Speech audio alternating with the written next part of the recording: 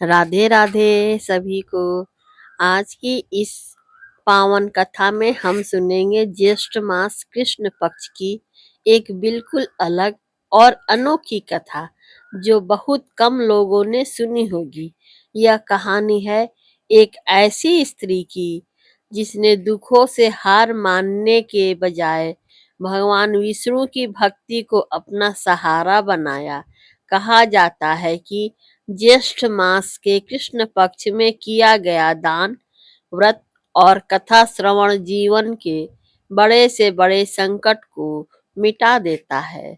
यह कथा सुनने से मन को शांति मिलती है, घर में सुख समृद्धि आती है और नकारात्मकता दूर होती है।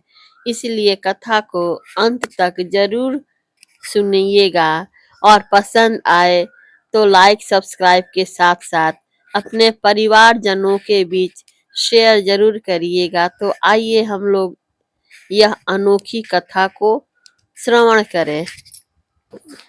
बहुत समय पहले की बात है।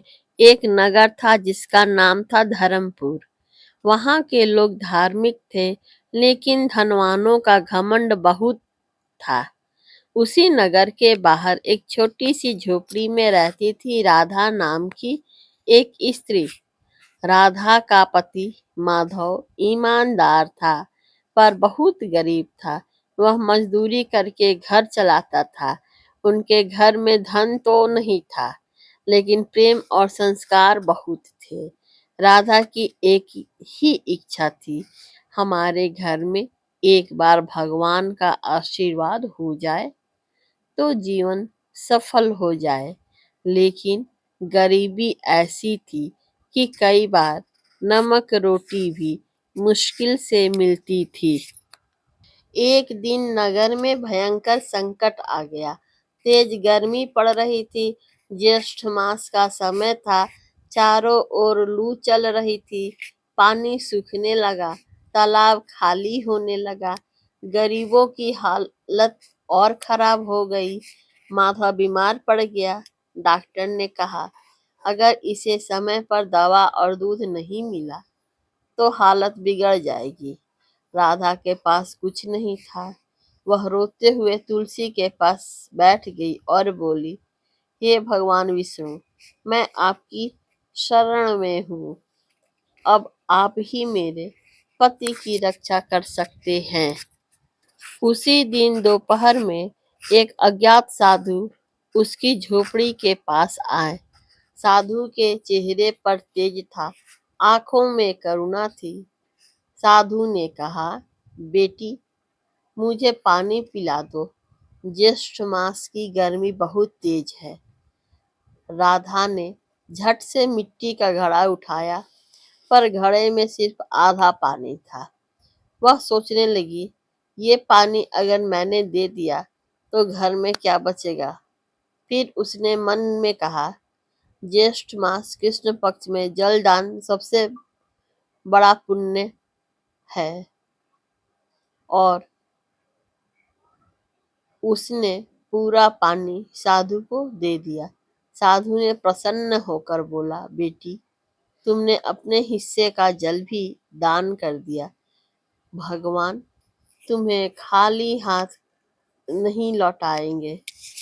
साधु ने राधा से कहा, आज से ज्येष्ठ मास के कृष्ण पक्ष में 5 गुरुवार तक भगवान विष्णु का व्रत करना, पीले वस्त्र पहनना, तुलसी पूजन करना, गुड़ चना या सत्तू का भोग लगाना और एक दीपक जलाना। राधा बोली, महाराज, मेरे पास तो दीपक जलाने के लिए तेल भी नहीं है। साधु ने मुस्कुराया और कहा, अगर तेल ना हो तो घी ना हो तो सिर्फ पानी में दीपक रखकर श्रद्धा से जलाना, भगवान भावना देखते हैं। इतना कहकर साधु चले गए। राधा ने उसी शाम मिट्टी का दीपक बनाया। घर में थोड़ा सा तेल बचा था, उसी से दीपक जलाया।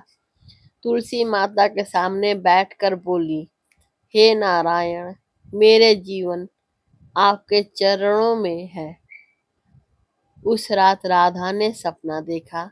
उसने देखा एक विशाल मंदिर में भगवान विष्णु शंख, चक्र, गदा, पद्म लिए खड़े हैं।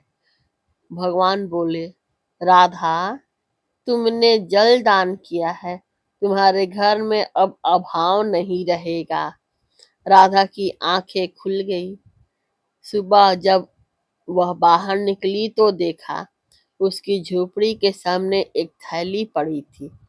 थैली खोलते ही उसमें अन्न, गुड़, चना और कुछ सिक्के थे। राधा की आंखों में आंसू आ गए। राधा ने पति के लिए दवा खरीदी। धीरे धीरे माधव ठीक होने लगा। अब राधा पूरे मन से व्रत करने लगी। वह कृष्ण पक्ष के दिनों में किसी गरीब को सत्तू और पानी जरूर बांटती।